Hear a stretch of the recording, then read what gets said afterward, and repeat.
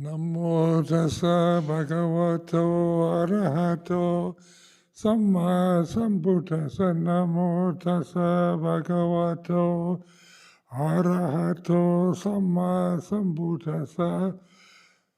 Namo tassa bhagavato arahato samma sambuddhassa.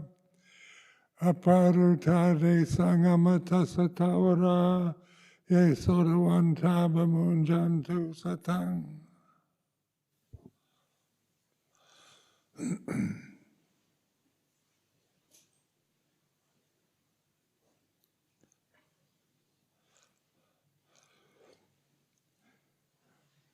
So this afternoon is our opportunity to reflect on the way it is.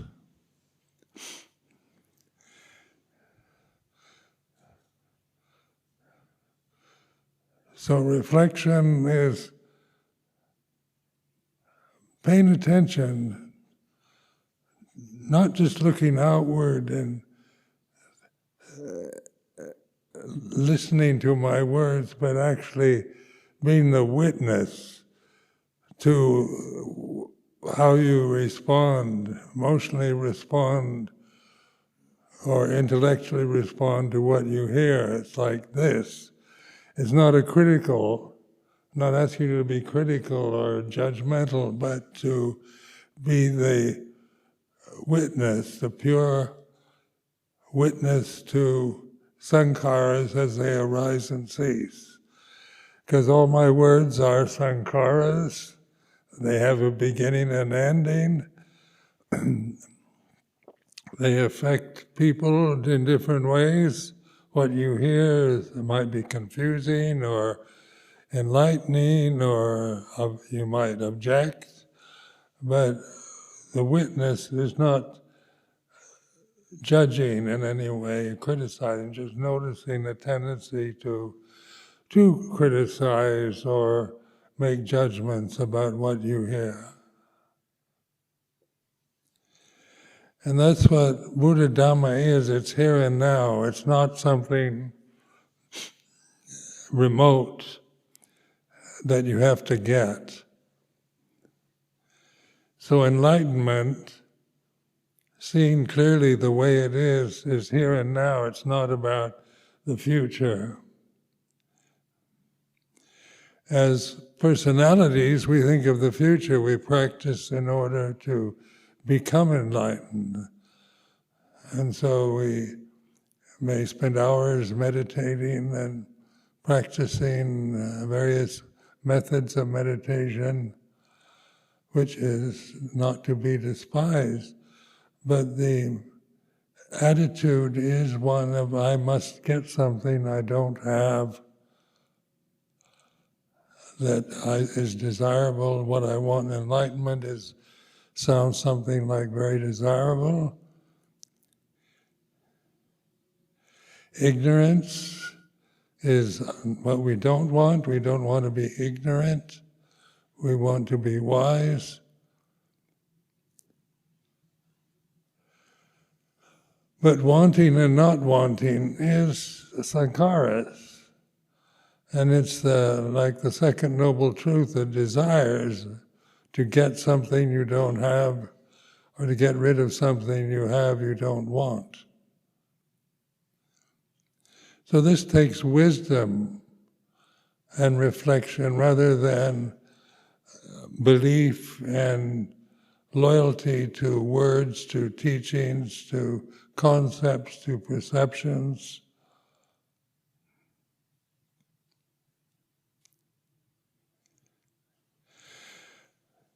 And the Buddha's teaching is all about looking inward. Opanayaka Dhamma, it's going inward, not seeking Dhamma as something you'll see, or hear, or smell, or taste, or touch.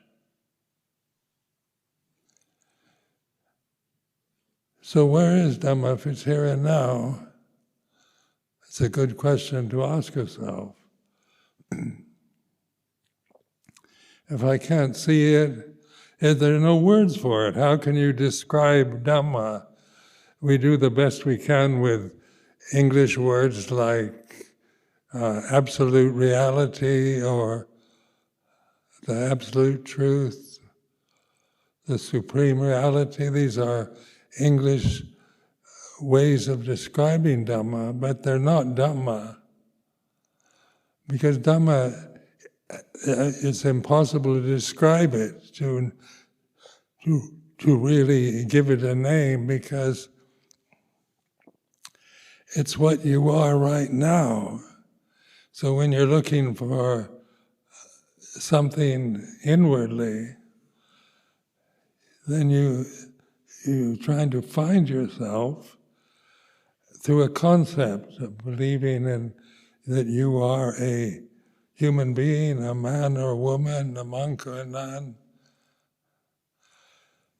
You believe these concepts, and they are actually blinding us to the ultimate reality, the truth of Dhamma is here and now.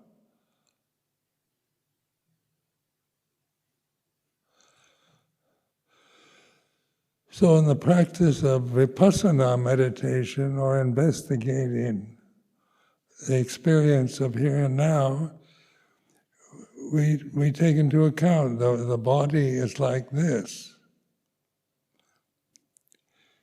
It's here and now, but it moves and changes. It was born, grows up, gets old and dies. So the body can't be the Dhamma, ultimate reality. And objects and the senses themselves, the eyes, ears, nose, tongue, body, the brain, the mind, these things are subject to change, to other conditions beyond our control.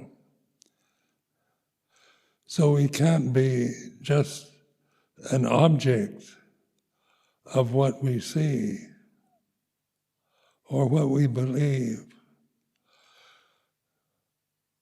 But we begin to find our true reality in awareness. Conscious awareness here and now, which is uncreated, unborn, unformed, unoriginated. You can't create consciousness. Consciousness through the senses the senses themselves are very undependable. So sensory consciousness is what we usually regard as consciousness.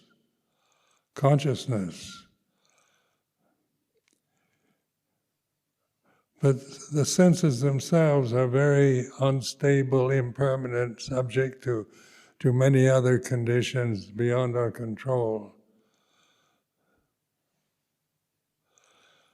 But what is behind the senses, behind the thoughts that we think, beyond the perceptions we cling to, is pure consciousness or awareness. And in this tradition, we use the Buddha as a witness. We don't become Buddhas, because that's another sankhara, to think you are a Buddha, or believe you are a Buddha or not a Buddha. But Buddha is a word of awareness here and now.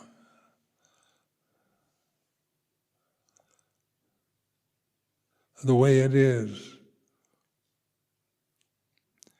And the more you investigate in this way, in this manner, then you begin to see the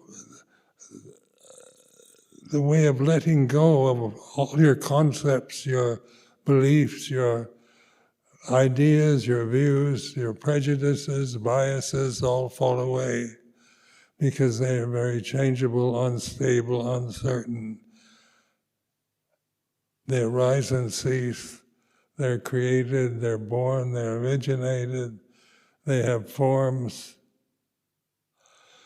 But try to find consciousness as a form.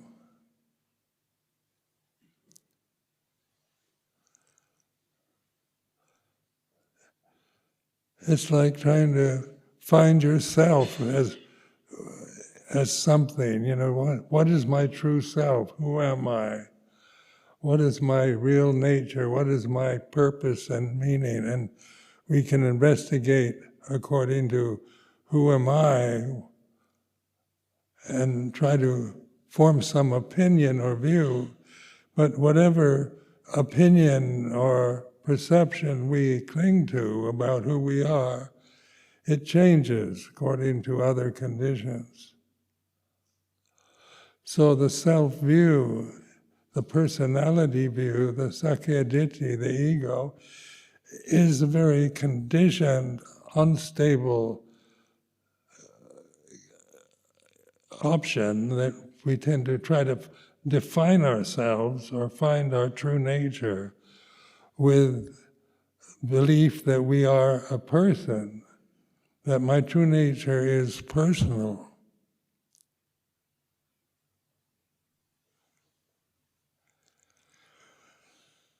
But what isn't personal is consciousness awareness, conscious awareness here and now.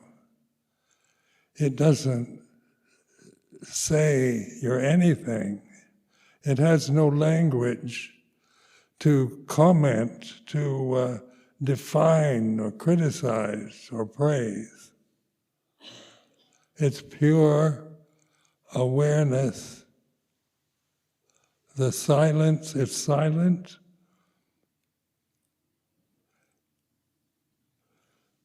So consciousness through forms creates the illusion. The forms emanate from consciousness, and we become conditioned with the illusions that we are good or bad. Our true identity is the body, male or female.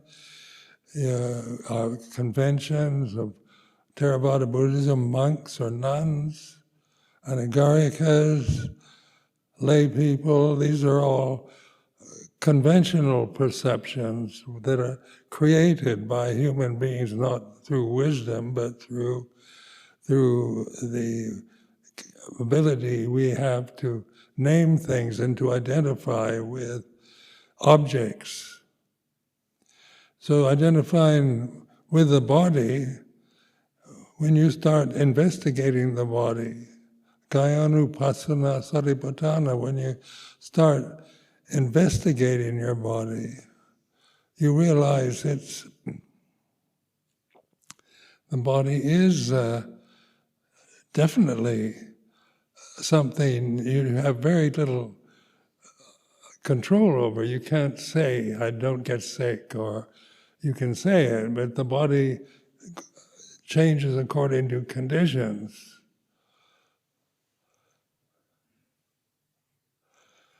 Say, I don't want you to grow old, and it still grows old, because that's its nature.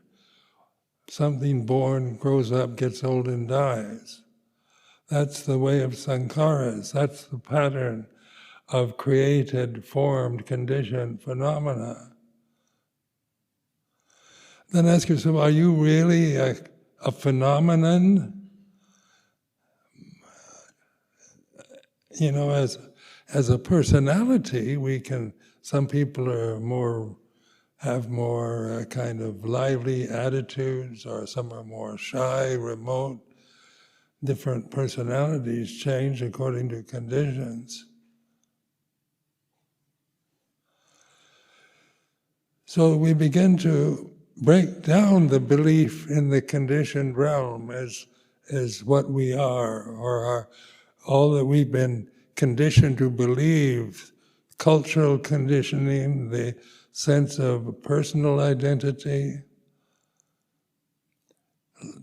our thinking process, our language, our education, our lack of it. Suddenly it all doesn't seem really stable and perfect to identify with, but what is perfect and stable during all the aging process of your body, through all its experiences through the senses, through what you see, hear, smell, taste, touch, what you believe, what you think. It's all illusory. It's changing phenomena emanating from consciousness, but not conscious in itself. And so in Vipassana meditation, in Dhammanupassana Satipatthana, the fourth foundation of mindfulness, we begin to really have the perfect tools for investigating. Who am I? What am I? And don't be afraid to ask yourself, are you permanently a man or a woman?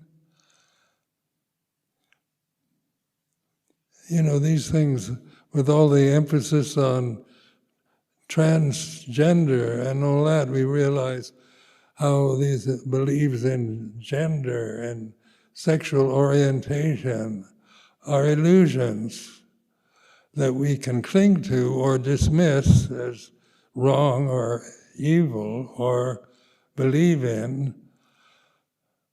But even the ordinary conception of being a male or female is still an illusion.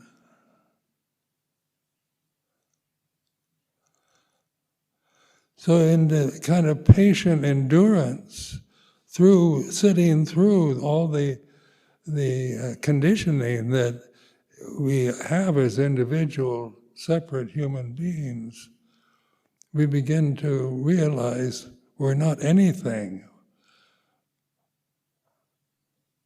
We're not a person, we're not a body, we're not our emotional habits. Emotions are habits. They're not ultimate reality. And we can give so much importance to how we feel or our emotions because it's a very sensitive experience, being a human being with eyes, ears, nose, tongue, body, and mind. It's about sensitivity. It's not perfect. Sensitivity is very unstable and changeable.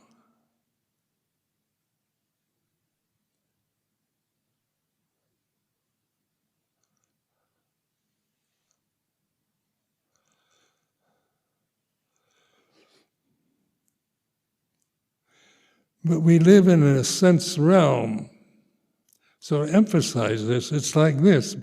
Being sensitive is like this. Well, you know, the feeling of life, just the temperature changing as it gets colder going into winter is like this. When it gets hot, it's like this. When it's springtime, it's like this. But these seasons here in England is quite obvious. The changing of the seasons is quite dramatic.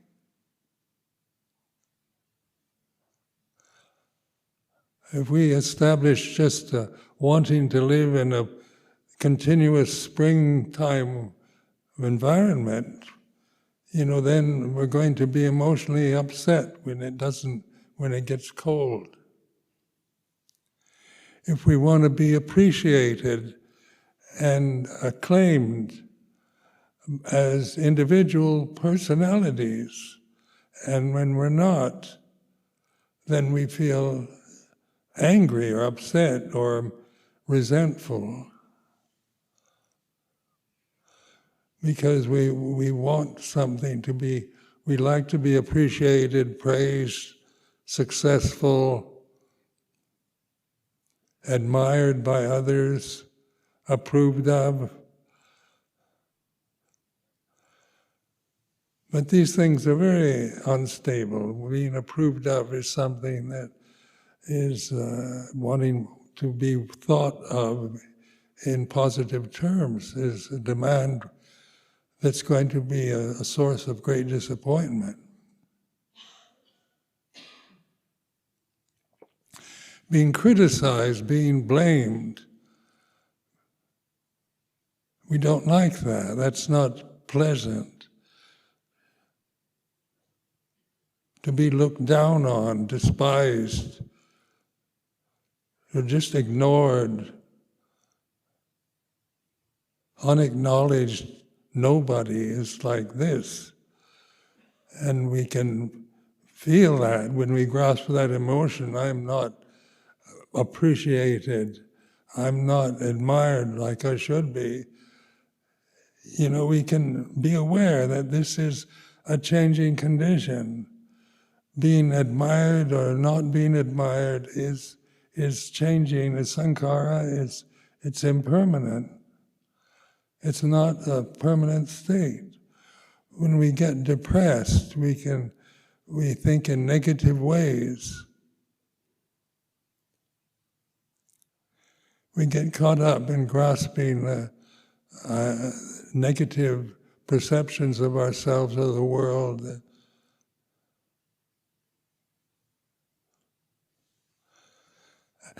And that leads to depression because it's unpleasant and dreary and hopeless and what we don't want.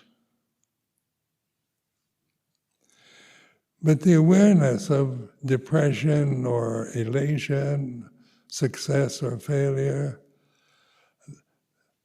pure consciousness doesn't get depressed, doesn't get elated by praise or depressed by resentment and sorrow and grief. So over the years I've trained myself to really witness my feelings as I experience life in this form of a Buddhist monk. Sometimes you get praised, admired or criticized. But when I abide in my natural state of awareness, that it doesn't care whether I'm criticized or praised. It doesn't matter. Because I abide in what's natural or Dhamma. So one kind of word that we like to use for Dhamma is what's natural, what isn't created, what isn't born, what isn't unstable. And then you take your stand in this awareness. Once you begin to realize you're not anything you think or feel or experience through your senses, through your brain, what's left when you've let go of absolutely everything, there's no grasping whatsoever, is conscious awareness. It's peaceful, it's happy, it's stable behind the negative thoughts or emotions that might arise. If we abide in our natural state of pure conscious awareness, then these states rise and cease, which is their nature.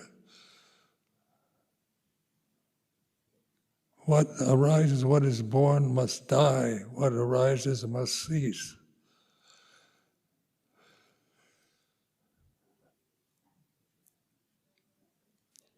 So this is liberation. This is what we call enlightenment, because you can't get beyond it. Once you've let go of absolutely everything, all sankharas, no longer, you still experience sankharas.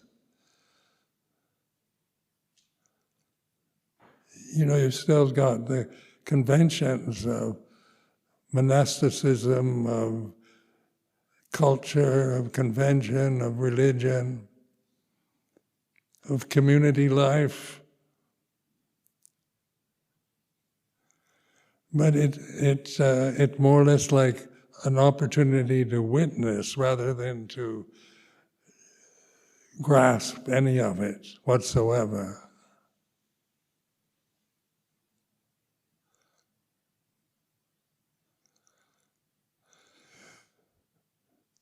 So the second noble truth is to investigate desire, because this is a desire realm that we experience through the body. The body, male and female, is all about desire. Sexual desire, procreation, survival, conditioning to, according to culture, convention.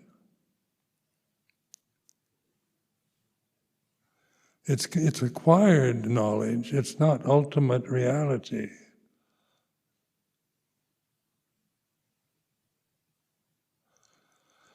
The word Dhamma is ultimate reality. It's apparent here and now and timeless. So it's not something you lack. Nobody here in this temple is lacking Dhamma. But you may not know it because you identify with sankharas. Sankharas are still Dhammas, but they're like the temporary waves on a pool. They're impermanent, they arise and cease. They depend on conditions. And they can be tsunamis or just ripples on a pond. Waves can take any form, of huge, gigantic, deadly forms, or just gentle, peaceful ripples on a peaceful pond. But they're not the real. They arise from water, they cease in water. The world for us arises and ceases in consciousness.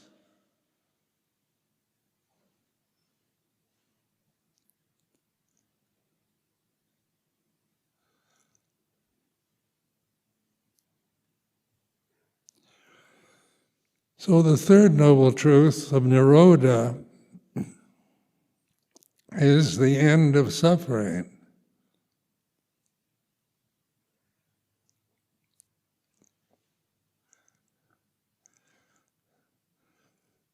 So the first two noble truths deal with something just very basic, like suffering. Suffering is a common experience for all of us, all creation. Fear, anger,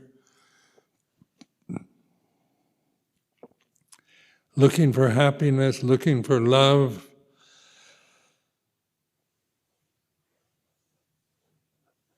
looking for success, wanting to be happy as a kind of permanent state. But happiness is a very impermanent state, the kind of worldly happiness, and that it depends on when we get what we want. When I get what I want as a person, then I feel happy as an emotion. But that can easily shift in just a few seconds or a few minutes.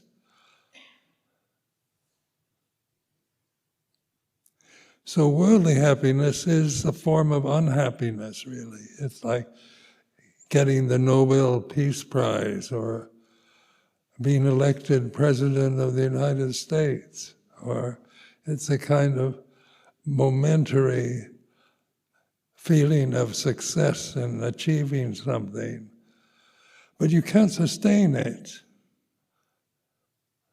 You can't sustain that kind of joy or happiness because there's always something that can go wrong with the world and the experiences that we have individually in these forms.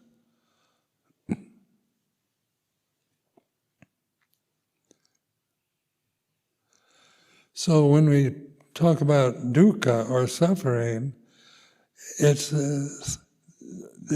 all these forms are the experience of suffering. Growing old is like this. I recently celebrated my 90th year. And that's to me very old, as most of you are much younger than I am. But even to me, as a person, my perception of age is 90 is really old.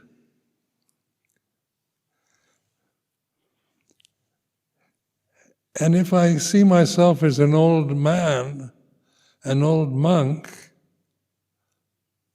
because you become increasingly helpless with old age, you have to depend on others a lot more than you're used to. And you can't do all the things you would like to do.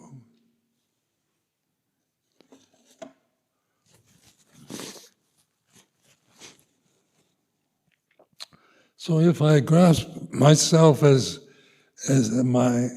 being old, I grasp that I'm this old body, then it's a form of suffering because it doesn't operate the way I particularly want it to or used to. But when you're abiding in your natural state, it doesn't matter. Being old is like this with its problems. It's just a changing condition doing what it's supposed to do.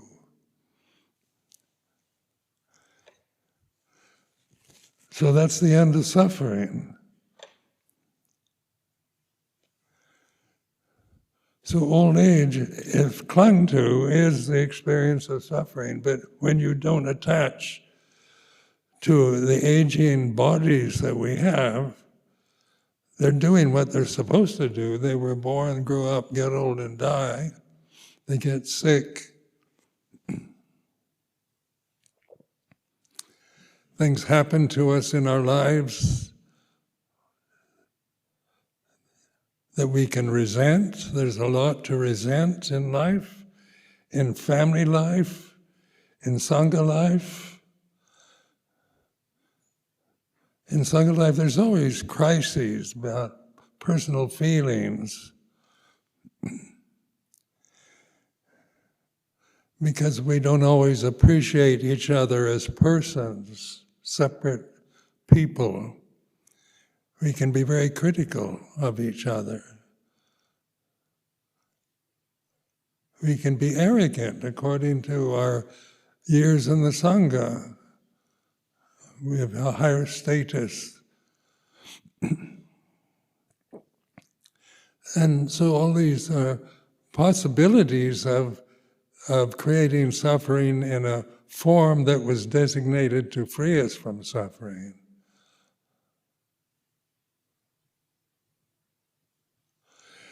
Is a bhikkhu better than a siladhara? You know, we can form opinions about gender and women's rights.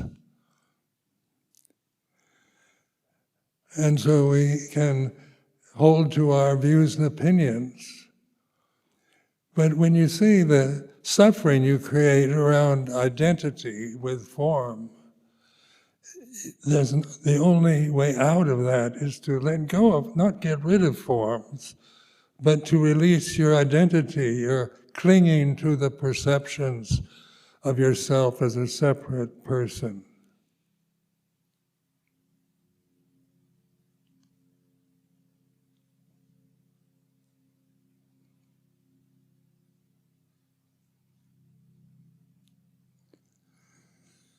And this investigation, this is what one really appreciates about Buddha Dhamma.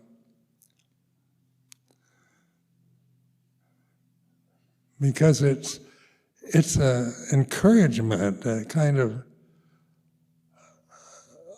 a wonderful encouragement to investigate life. All these teachings, the Four Noble Truths, the Four Foundations of Mindfulness, the suttas, are all pointing at liberation, at nirodha, at nibbana, rather than becoming something.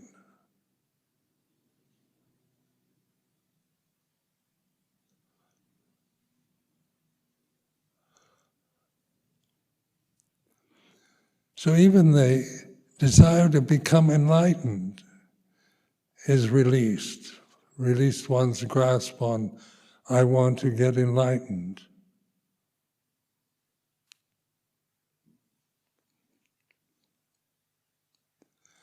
Because investigating the sense of, can I as a separate person, can my personality, when you look at your personality, your ego, it's never going to get enlightened. Even to think I am enlightened is a delusion.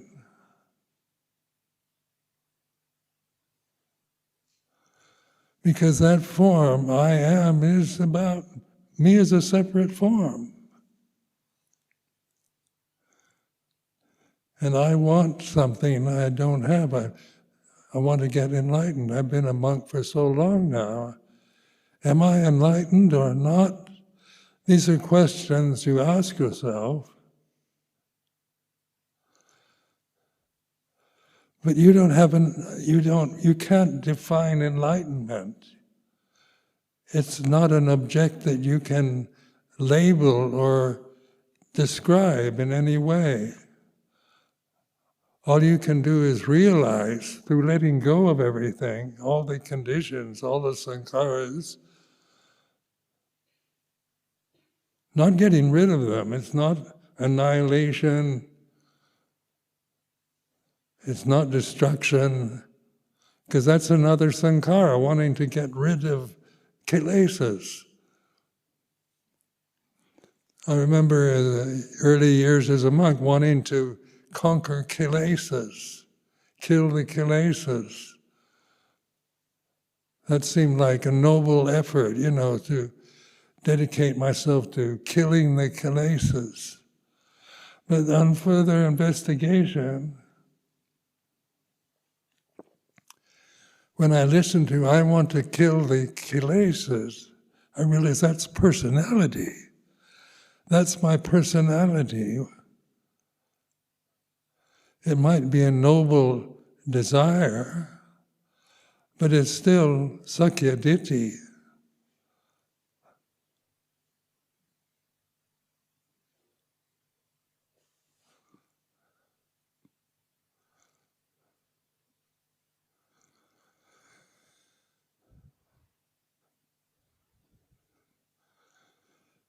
So the unborn, uncreated, unformed, unconditioned,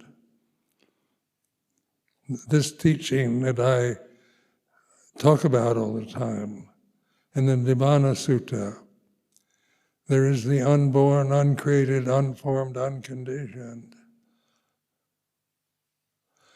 Then I try to imagine the unborn. This is an intellectual exercise, trying to form an image of unborn. It's impossible. Unborn, uncreated, unformed, unconditioned. Your thinking mind stops. Your intellect can't reach that far because the intellect is born. It's all about thoughts, memories, views and opinions, right and wrong, good and bad.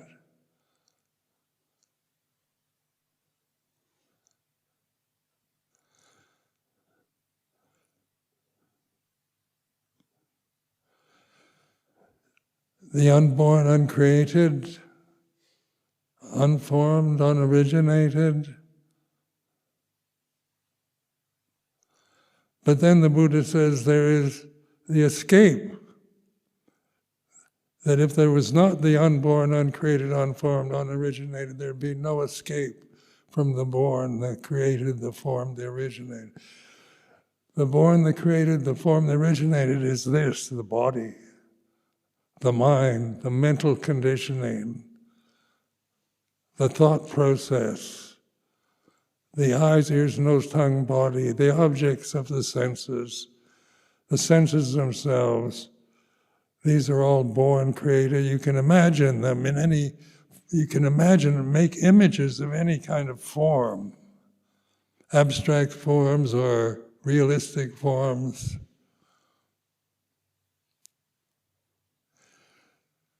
But the formless,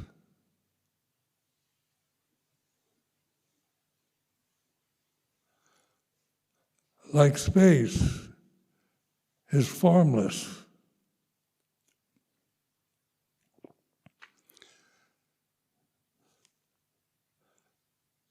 Space has no form,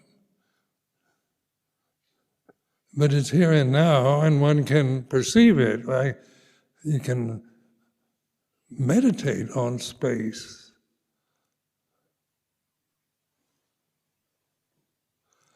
But consciousness you can't see.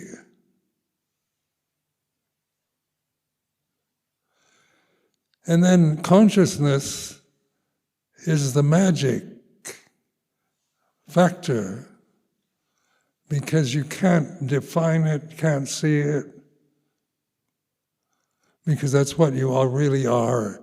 Your true nature is pure consciousness, where your identities are with the things that are very changeable, very unstable, depending on other conditions for survival.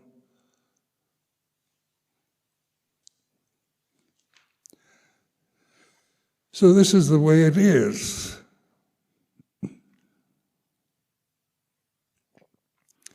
It's not a perception.